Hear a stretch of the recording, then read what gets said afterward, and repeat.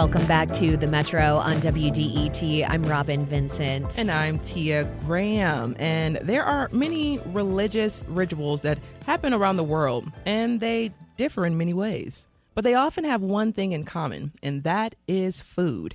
Food has a kind of gravitational pull to encourage others to gather and share their stories. Particular dishes and cuisines help explain where we come from and who we are and where we hope to go. On the Metro, we're thinking about food and celebration because there are two really big holidays going on right now. The holy month of Ramadan, which began Friday at sunset. That holiday is marked by prayer, fasting, reflection, and a large celebratory breaking of the fast. And today is the beginning of Fat Tuesday, or Mardi Gras, which includes parades, parties, free fun, and in Metro Detroit, it includes punchkis. Right now, there are so many things people are eating to celebrate these traditions, and we want to take a deep dive into those dishes. We do, Tia, because we love food. And we also want to hear from you. What's your favorite food tradition? You can give us a call at 313-577-1019. Today, we'll be speaking with a variety of chefs from around Detroit to understand what they make and what they eat during the holidays that are upon us. We'll also explore why food sits at the cultural center of our traditions. To begin this conversation, we have Nikita Sanchez here. He runs the Patchwork Culinary Project. That's a nonprofit education program that offers culinary training to immigrants and refugees. It's also a restaurant in Metro Detroit. Nikita, welcome back to the Metro. Thanks for having me. So let's start with something very important. How do you make a punchki?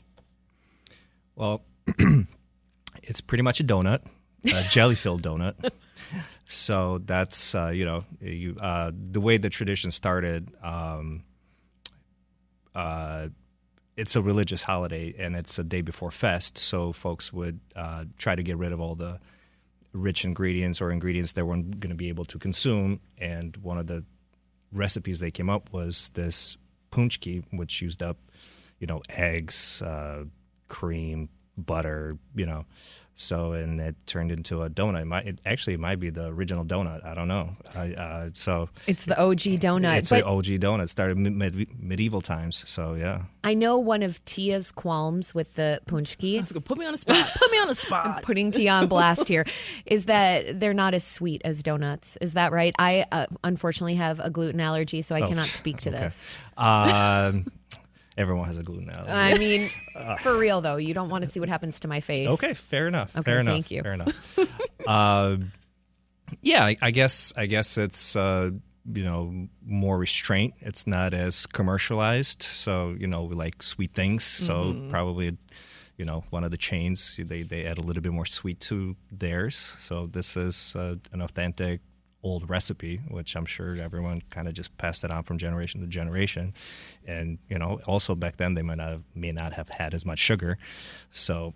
And it's the American way to put sugar in everything. So it's just makes things so good. I guess. It's so good. What do you do to celebrate Punchki Day? Well, I used to have a restaurant in Hamtramck a few years back. And Punchki Day was one of our busier days, so I didn't really get to partake in celebrations. But I'm actually wasting my time in Hamtramck bar hopping with you guys. So that's my move. As soon as I'm done here, I'm scooping up my wife, who's part Polish, and we're heading to Hamtramck and hitting up all the spots. So you get to go from, at one time, Punchki Day meant just a lot of work, and now it can actually mean some celebration. Yes, it's actually visiting fellow business owners that I didn't get to support their businesses. Now I do, and also one of my most serious injuries in the culinary job that I ever had happen on a Fat Tuesday. Sliced tip of my finger, had to go get stitches because I was just in a rush, getting ready for the busy day. So I came back to work and executed the whole day. So yeah. That is quite impressive. That took me out the game. Yeah, same day you were back in the kitchen. I'm a Russian immigrant. There's you can use a hand. You still have to get things done. That's right. You had 4 other fingers that were intact and ready to go get back in the kitchen. Yeah. Okay. Get the job done. We've been talking about food and the ways that it connects us. And I realize your mom works with you in the kitchen. Yes. Do and you- my mother-in-law.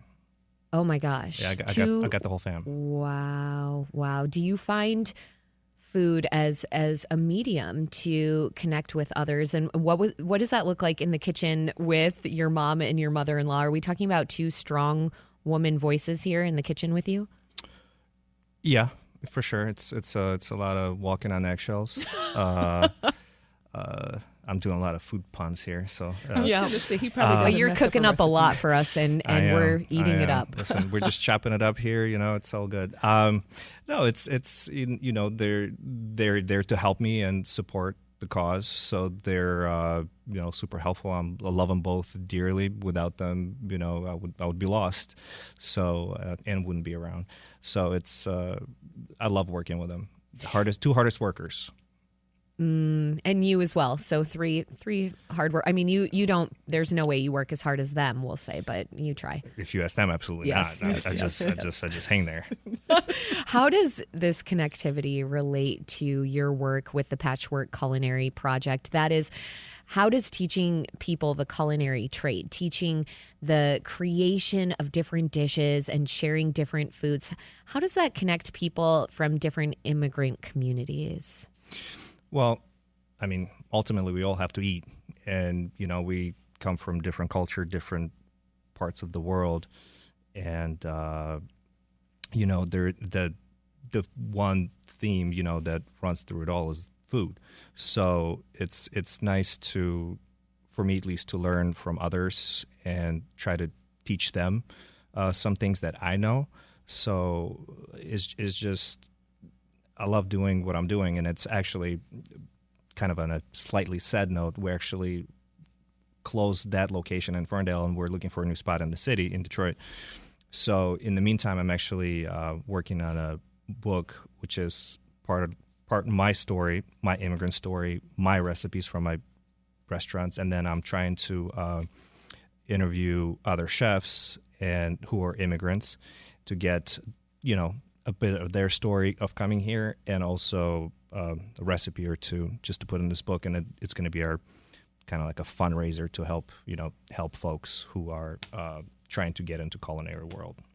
You mentioned your immigrant story. I wonder if you could very, very briefly distill that story for us. Oh, man. So imagine Russia, 90s, Soviet Union fell. So it's kind of like a wild, wild west in the Eastern Europe. So there's some smoking at a very young age. You can buy alcohol whenever you want. So getting into fights and things like that. And then moving here, huge culture shock, and eventually starting to work in the food world at the age of 14, and just pretty much never stopped. So we're glad you're here. Thank you. You're listening to The Metro on WDET, Detroit Public Radio. I'm Robin Vincent. And I'm Tia Graham. We're speaking with Nikita Sanchez. He runs Patchwork Culinary Project, a nonprofit education program that offers culinary training to immigrants and refugees. It also operates as a restaurant in Metro Detroit, which we're going to talk about just in a moment. And we're talking about Fat Tuesday, which is today, and how food sits at the center of that tradition. And we also want to hear from you. Call in and tell us, what's your favorite food tradition? The number on the line is 313-577-1019. Something really interesting that we found out yesterday, just chatting with our producer, David Lyons, was that pierogies, they actually do pierogi making parties. So I thought that was really interesting to see that there were pierogi making parties. It's like some other cultures that would do maybe a tamale making night or something like that. So I thought that was just really interesting. So Nikita, let's talk about Fat Tuesday. It's also known as Mardi Gras, which is the most popular in the U.S. in New Orleans. We have gumbo, jambalaya, so many other rich foods, king cake. What kinds of foods do folks eat in New Orleans for Fat Tuesday? Pretty much everything you described. That is my favorite town to go visit, besides this area. So I love going to New Orleans. Actually, Mardi Gras is a French term that started back in Europe, in France. So and the French immigrants, again, who came here kind of brought their traditions, and they just happened to settle in New Orleans, or start in New Orleans. So yeah, And do that's you love New Orleans because the food? yeah, that's a huge part of it. It's a very much so a party town. You know, you can buy a beverage and walk around with it. No one's gonna say anything. I love the spirit, man. I could tell, like, you're like, you know what? I like to unwind and have a good time. I'm down with that. Well, that's I work hard. Time to hang out. Exactly. So when we're talking about the celebrations, what does it look like here in the city of Detroit? Because Detroit was also founded, colonized by the French, so Detroit. So do we see any similarities here in celebrations of Mardi Gras? Yeah, it's definitely. I would say it's definitely a sister city. Yeah. The demographics are similar. They like to have a good time. We like to have a good time. Except here, it's more of a Polish tradition. Mm-hmm. So we get to have punchkis and Polish beer in Hamtramck. So, but ultimately, it is a religious holiday. Essentially, it's the last day to go crazy and eat whatever before you start festing, which is kind of crazy how it always. Numerous religions always end up lining up around the same time because I'm Orthodox Christian, and my folks started their festing yesterday. So we're getting it all in right now. Yeah. So finishing with Fat Tuesday, you're leaving here and then you're celebrating. What's the first bar you're going to? Probably Trixie's. The Andrew's a buddy.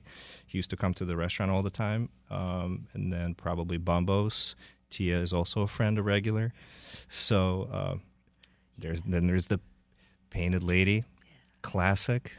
So used to go there all the time, and then maybe wrap it up at Whiskey in the Jar. I don't know. You are talking about all the good spots right now. You're hitting them all up right now. So I'm looking forward to, hopefully you do like a little photo and you're going around and you're showing us how you're having I will now. Yes, I will. And then before we do let you go, though, you are in the process of relocating the Patchwork Culinary Project from Ferndale to Detroit. The last time we both spoke to you on the Metro, you were talking about that location there. You were also talking about your dad helping build as well. Yep. So where do you plan to move in the city, and why do you want to move to Detroit?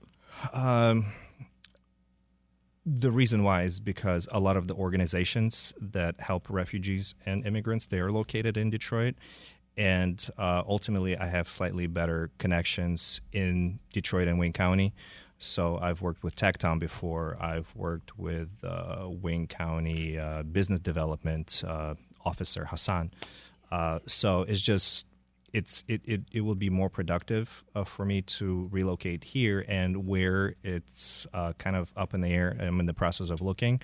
So I was actually just chatting with Omar and hearing his story of opening up his place and what the hurdles that he has to jump through, and I'm like, oof, I don't miss this process, but I have to do it all over again soon. So and briefly as well, because we're going to try to get through this. We're coming short on time here, but of course Omar's here. He's going to be on right after you to have a conversation. You talked about your cookbook a little bit, and I know possibly he could be one of those chefs. I already pitched it to him, but he was busy like studying his notes for the show, so he didn't respond to my request. So I hope he does say yes. You're listening right now, Omar? Yeah, he better say yes. I hope so. But I know he's festing, so it's like he's probably distracted by. Yeah. But the cookbook, just we're just thinking, are we seeing an influx of immigrants or refugees from any particular parts of the world right now? And how do you think a cookbook will help folks in general just kind of understand how unique this area is that we live in?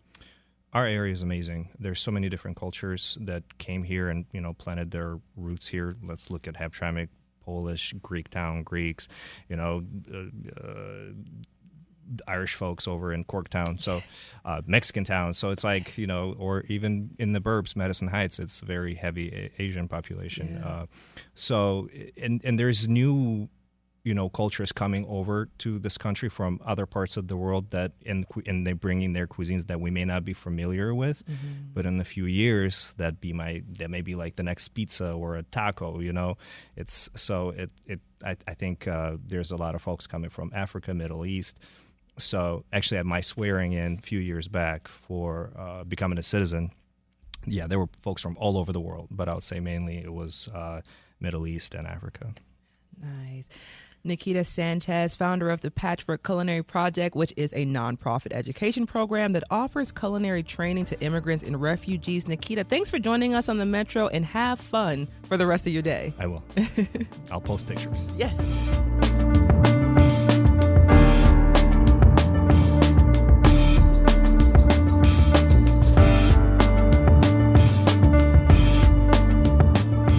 Up, we just spoke about the important dishes that play a role in Fat Tuesday. Next, we'll discuss the prominent ones that are being prepared for Ramadan, which began Friday. We also want to hear from you. Call in and let us know what your favorite food traditions are. 313-577-1019. Stay with us. This is The Metro on WDET.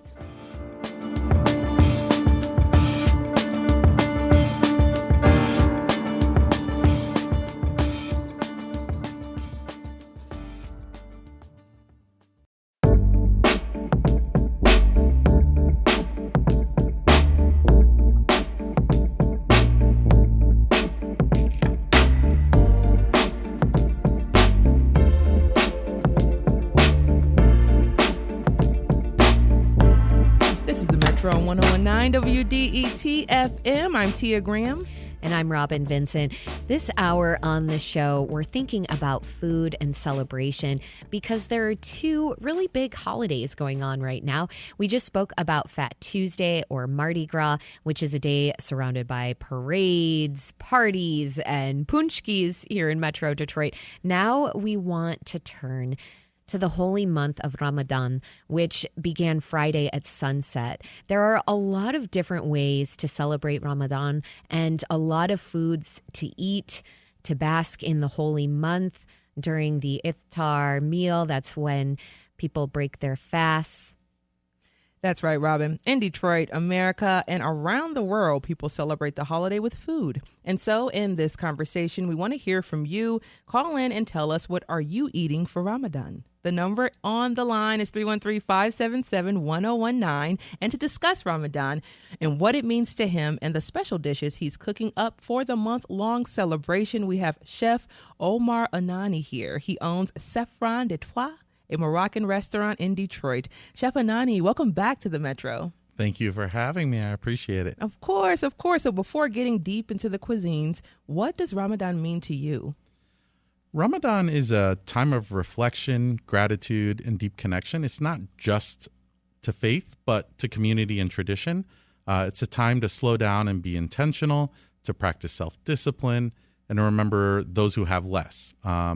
Growing up, Ramadan was about more than just the fasting. It was about families coming together at sunset, people breaking bread together, generosity, and sharing meals, and all that carried generations of history and meaning.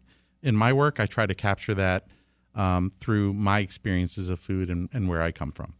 And just throwing in a personal little tidbit, I grew up in the border of Detroit and Dearborn, and had that early understanding of what Ramadan meant and understanding of the cultural impact. So for you personally, how does it set you up for the rest of the year when you have this time to slow down and reflect, and then, the month's over? What do you come out of as? How do you feel afterwards? Honestly, what's funny is that every year I think I learned something new from the fast. I think I learned something new about myself. And as people, we grow throughout life, right? And I think every year we're up against new challenges or changes or decisions to be made in life. And that time actually really helps us just sit back and take things in.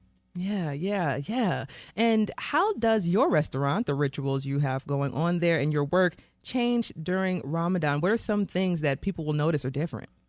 I think we keep the same menu. We do a lot of specials. The hours stay the same. What you'll notice, I think, is that it's a little bit quieter, and then it comes alive at sunset, and the restaurant's much, much busier.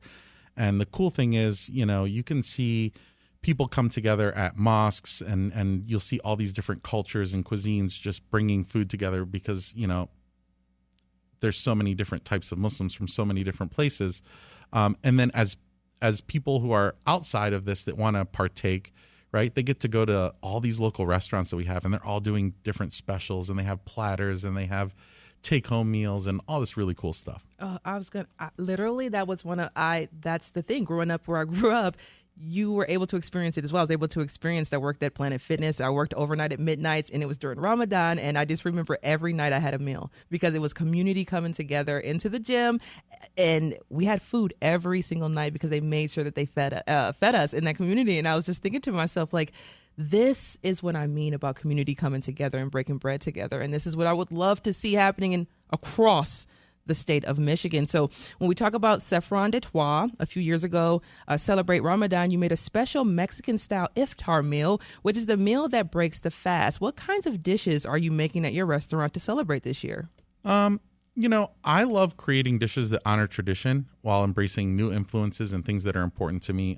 This year, we are running a couple of different specials, and I actually have a chef coming out from D.C., and we're going to be doing a Palestinian pop-up throughout some of the nights of Ramadan, because that is a part of my background and my heritage, and the new restaurant will be Palestinian. So for us to be able to feature some of those dishes and have a lot of fun with the cuisine and give people other options, as well as doing things like every culture has their own dishes that's traditionally like their Ramadan dish. Like in Morocco, harira is the big one, the soup, right? Mm-hmm. And that's like the really filling, amazing dish that people have. But universally, there's really cool things like, everyone breaks fast with a date. That's the go-to. That's how you break your fast. You eat a date, you go do your prayer, and then you come back, and then you eat your actual dinner. Like a literal date? Just a literal date. The best tasting date you've ever had. Yes. At first, my brain, I was going like, are we going out on a date? No, you're talking about eating a date. Oh, wow. Like I have so many questions. But I do want to ask you about what is or what would you consider a traditional Palestinian dish? Oh, man, there's so many.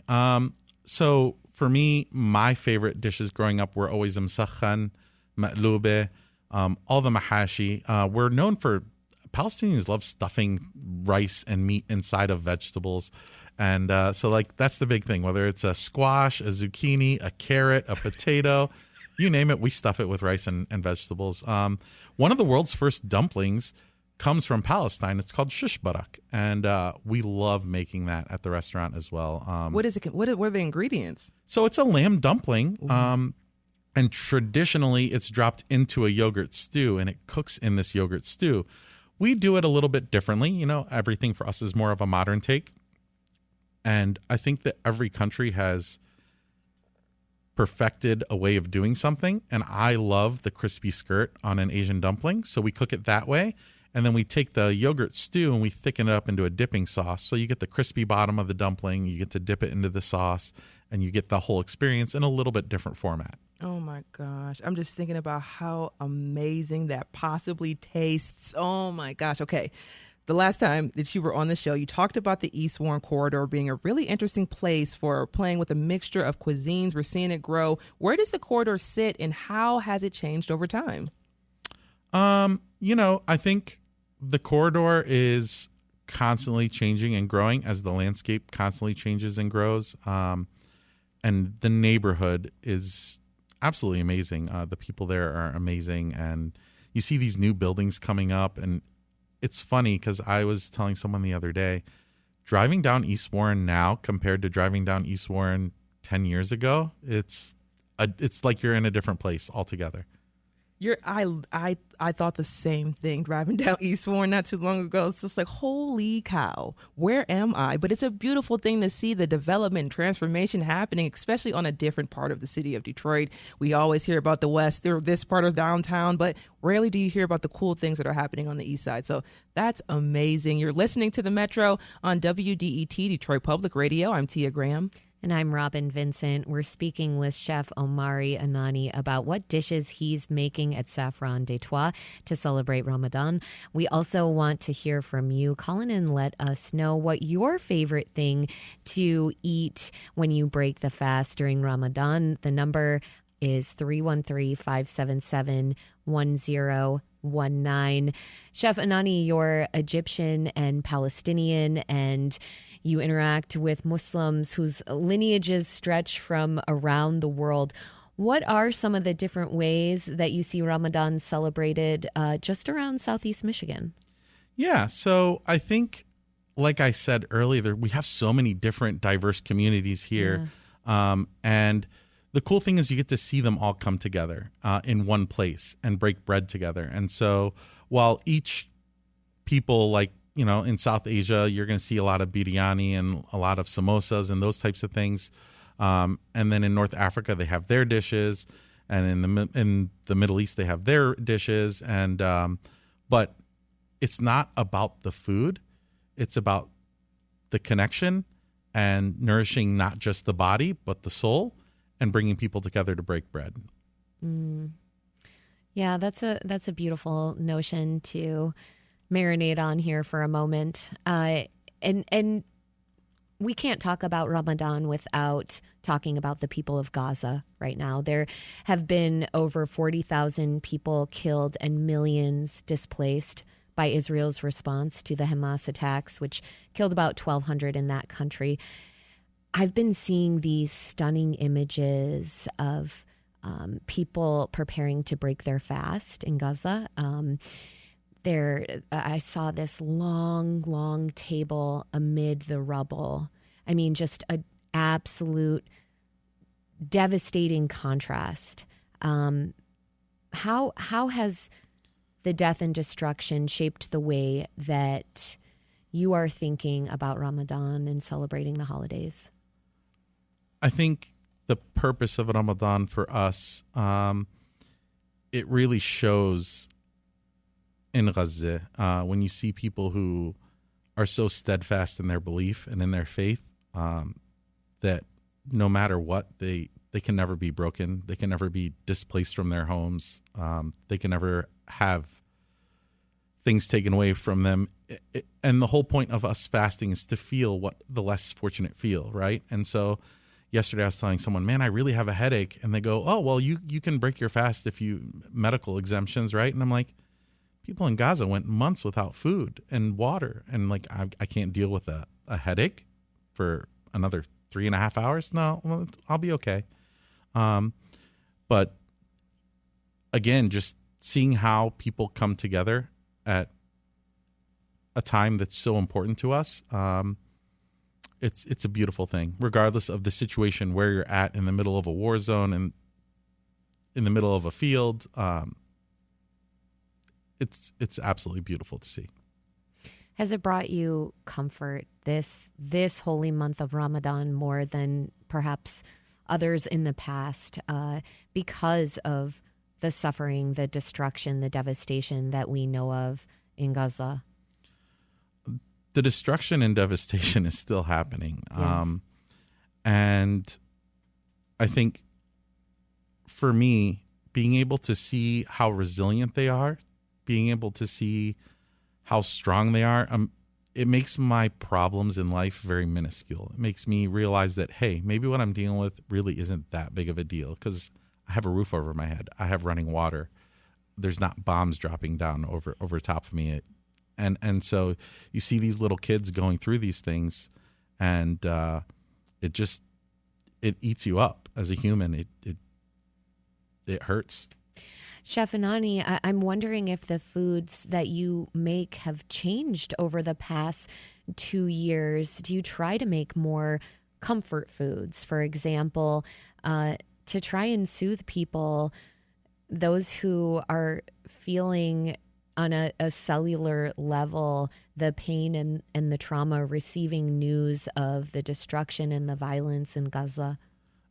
You know, it's actually funny. A chef's most hated question is, what's your favorite thing to cook?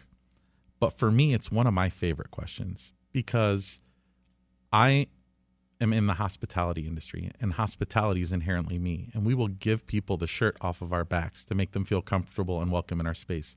The literal word for hospitality in Arabic is hasanat dayafe. Hasanat are the good deeds that we collect throughout life to try to get into heaven, right? And so you need a lot of good deeds, and you need to collect as many as you can. A dayaf or a dayaf adiyuf is to give them to your guests to make them feel welcome in your space.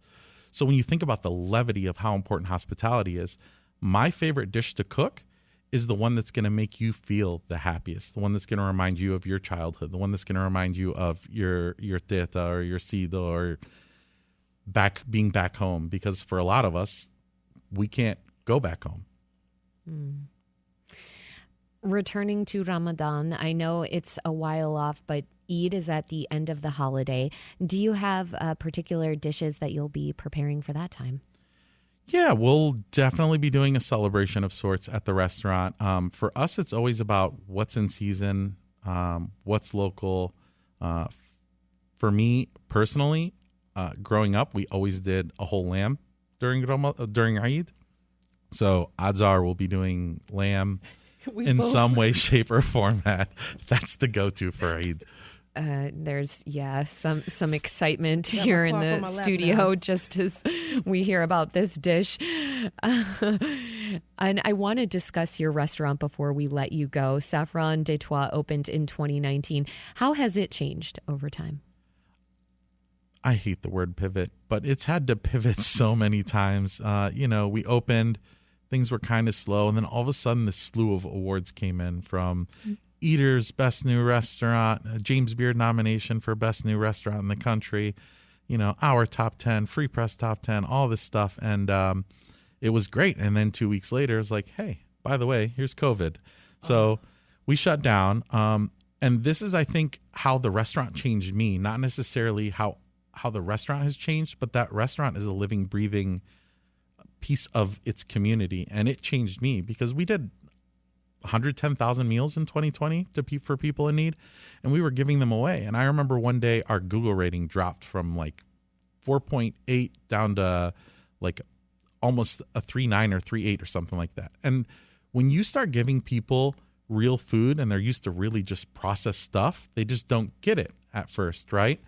And I remember I wanted to quit doing it. I was like, we're done. If people aren't going to appreciate all this hard work I'm putting in.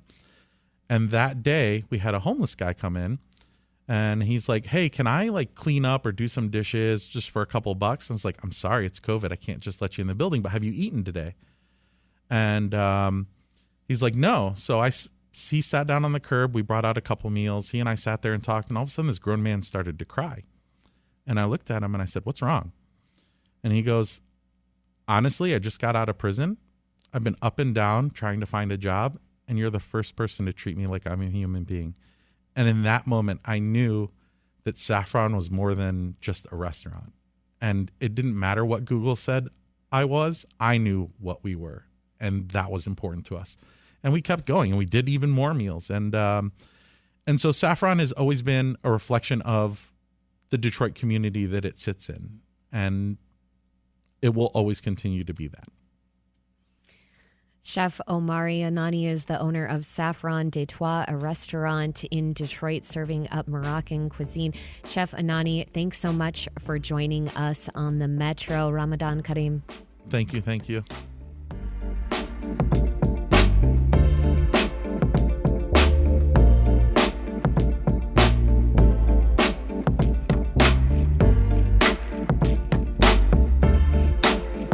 Coming up, we'll continue talking about Ramadan and discussing all the foods that we enjoy eating during holidays. And we also want to hear from you. Give us a call. What's your favorite food tradition? The phone line is open, 313-577-1019. For me, Robin, it is making Christmas cookies with my nephew on Christmas Eve. Oh my gosh, where do I even begin as an adab? My mom's Lebanese salad, it's like the thing that I just look forward to. It's so, the ingredients you sent me, Stay right with us here on the Metro. We'll be right back.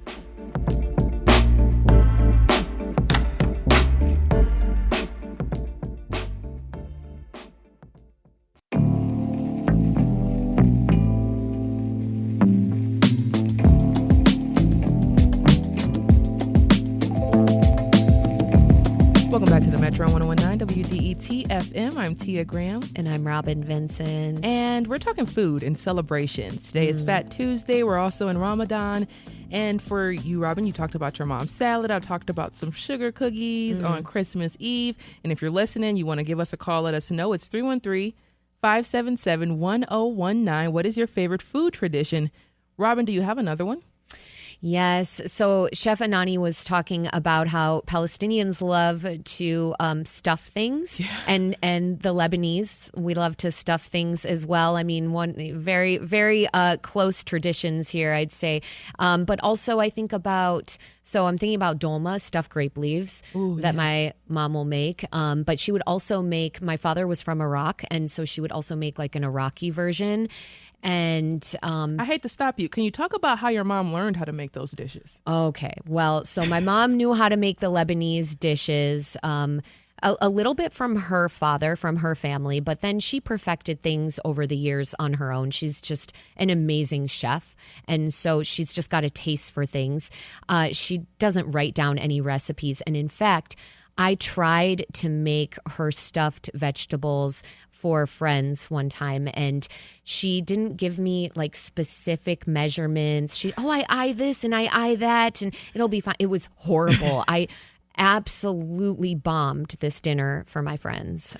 Michelle, you have to write it down and send it to Robin properly. Michelle, I feel like you were just doing that to me to just like to teach me a lesson. Right. That but you're it's the okay. only one who can make You these benefited dishes. from eating all the food. So that's all that matters. Maybe so. We are joined right now in studio by Amina Marhaba.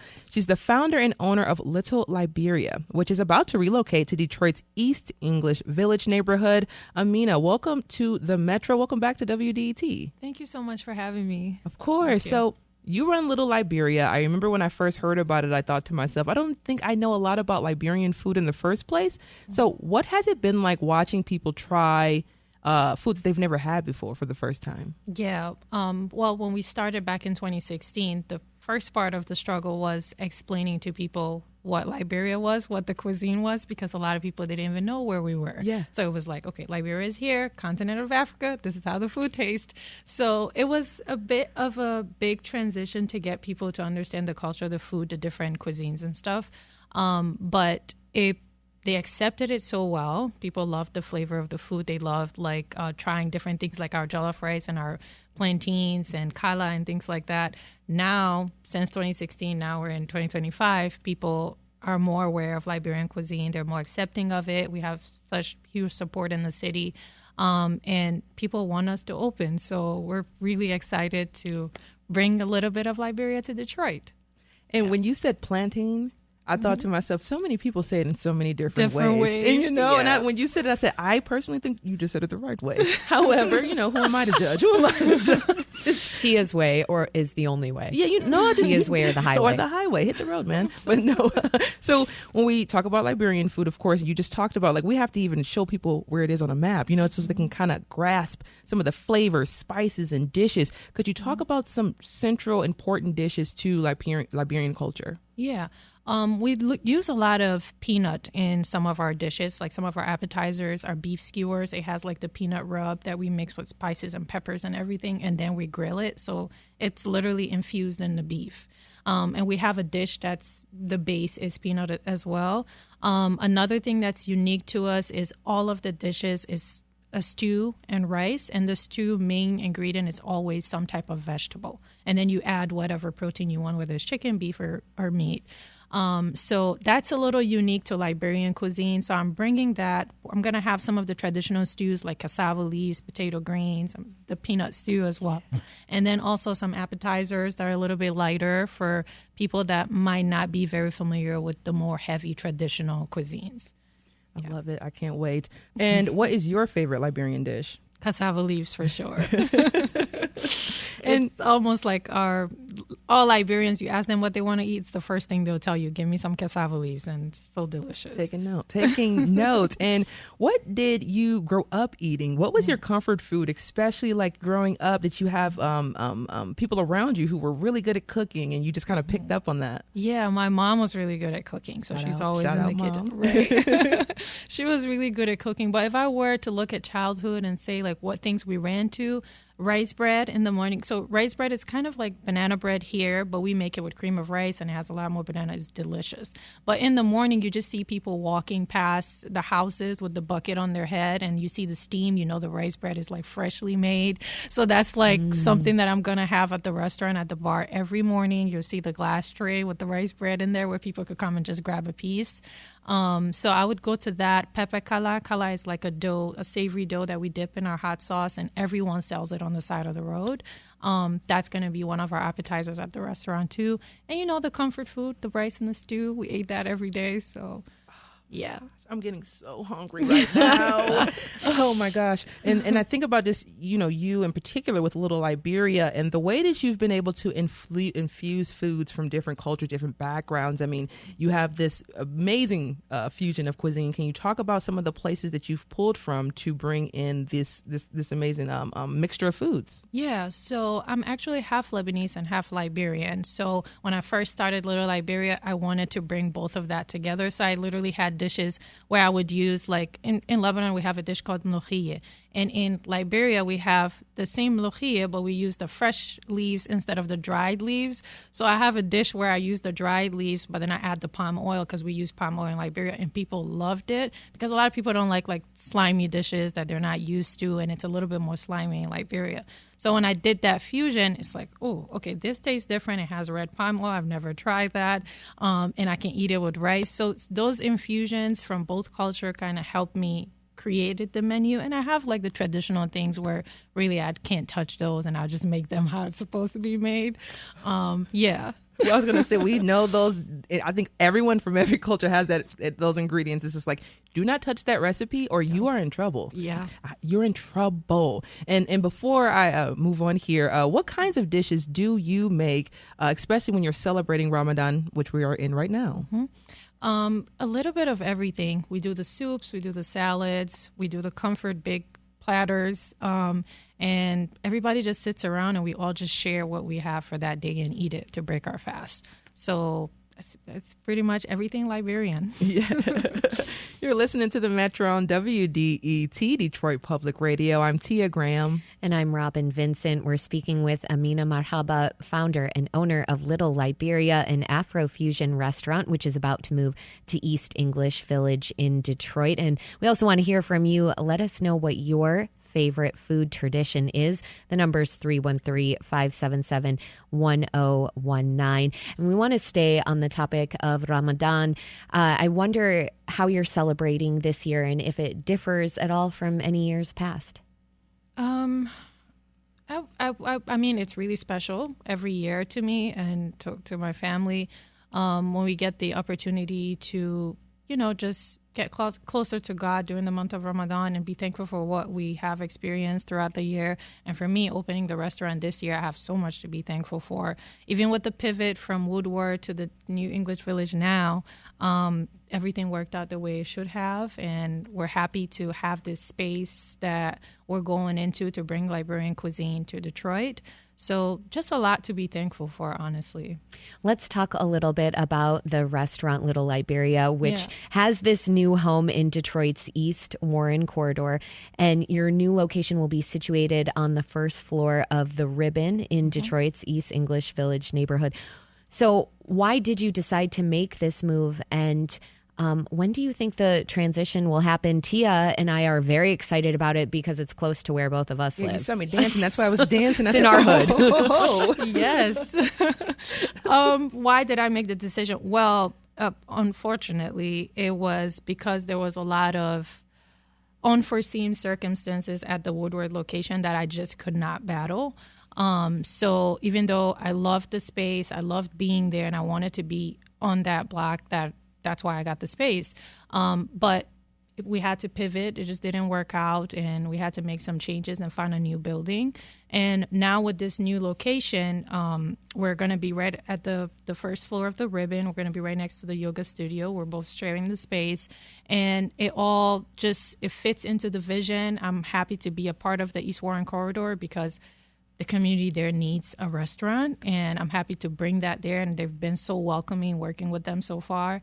Timeline, I think you mentioned a timeline. I don't have a timeline yet, but we're moving in a very good direction. So we're waiting to see once like we're done with permitting and things like that. I would know like when the opening would be. My gosh, I mean, opening a restaurant is hard. Can you talk about some of the biggest challenges that you faced so far? And the fact that you are able to stay afloat and make this move speaks to the resilience that you have as a business owner, as an innovator, as a chef. Yeah, it's a very hard process, especially if you're doing it by yourself. And there's a lot of things that I didn't know. And I would say the Woodward location had taught me a lot that I brought with me to this new space. Just things that you need to navigate from like architectural to permitting to licensing to construction documents, things that I've never had to think about because I put me in the kitchen, I'll make the food. And now I'm like pivoting all these different things that I'm learning about and I'm like getting more knowledge on as I go through the process. But yes, the journey is not easy, but everything good doesn't come easy. So I've learned so much. And now the space that I'm in, I went into this new building knowing exactly what I wanted, knowing exactly how to navigate things, knowing exactly what timelines I needed to set. And it has helped me. Like the process of Woodward Space took us, I don't know, like over a year of just going through everything and getting permitting and getting architectural done. And now I'm in this space where I'm pretty much almost done with my documents and we had our lease like ready to go. Like I knew exactly like what I needed it to be, like what I needed the building to be. So it's definitely helped me a lot. So like I can't even take away from that experience and just focus on the negative because it would just take me downwards. I just kind of had to look at it as a redirection that God wanted me to go in and pick myself right back up and focus on the new space. And that's what I did because I knew the goal was Little Liberia had to be in Detroit. And after all these years, I didn't like go through all that I went through with everything and the space and all of that just to stop. So I just looked at it as, okay, this is my redirection. This is where I need to be. I need to focus on this. And I just went head on and continued fighting for it. So now we're in such a better space and fingers crossed, very soon we should be announcing when we would be open. Is it easy to find support in Detroit as a business owner, as a chef, as an immigrant? Do you feel like you have been able to lean on folks and that the community has offered you, the culinary community or the immigrant community, where do you go to get like some of that advice and support? Yeah. I think, well, a lot of people who are in similar industries sometimes are not aware of the resources that we do have available to us. And I would say after I did Prosperous Detroit, I did their cohort. It's for entrepreneurs. And after I graduated from their cohort in 2021, I got connected with all these different organizations that could help me structure the business how I needed it to be to go to lenders to even like talk to them about getting a loan. So there are organizations that have supported us, Prosperous Detroit being one of them, great program. Motor City Match, Hatch Detroit, they connected us with different resources and strategists that could help us with it, and Tech Town as well. So resources are there. Sometimes people just don't know that they're there, so they don't go to. I was guilty of that because I always thought to myself, like, where am I going to get the money, or who's going to help me, or who's going to, but then when I started, I'm like, okay, this organization has this thing that could possibly help me understand this other thing, so then I started navigating it, and now I have all these organizations that are helping with different resources and things to get us through the process, and that has been a game changer. Yeah.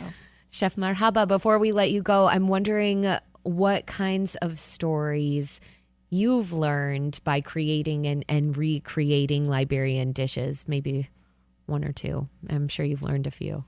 Stories. I would say I would talk about the fear of introducing it at first. Like I learned at first, I was like, okay, nobody knows about the food. People are going to be afraid to try something new because sometimes you're a little hesitant when you don't know what you're trying, But then I just kind of went for it, and made the simpler things that people could understand at first. And I'm like, okay, try this thing. It's just jollof rice. It just has tomato paste and vegetables and stuff in it. And eventually people accepted it. They loved it. So I guess I would say you just never know until you try. Amina Marhaba is the founder and owner of Little Liberia. Thank you so much for joining us on the Metro. Thank you so much for having me. This is WDET-FM, Detroit Public Radio, your connection to news, music, and conversation.